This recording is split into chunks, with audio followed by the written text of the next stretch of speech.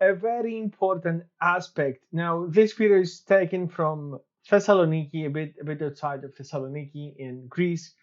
And well, number 8, find a shade for your screen of your controller of your cell phone. You do want to find something with some shade, or you want to get a hood for your screen.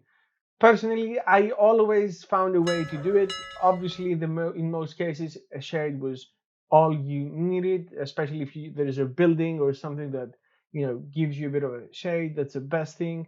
And you want to find somewhere that you're going to be able to do exactly what maneuvers you want to do on your drone. You need to know and you need to be able to see what you're doing at all times.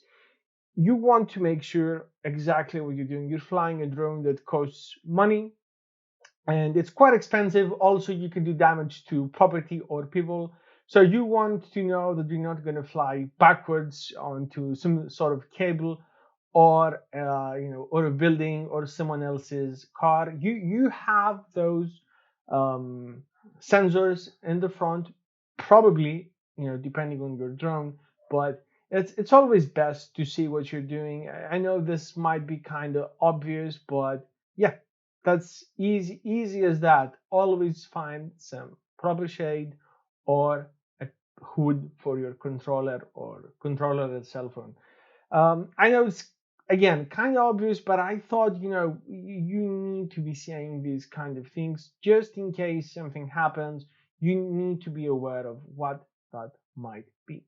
Cheers. Until the next one. If you want to see more like this, do subscribe and do like the video because it goes a long way. You know this.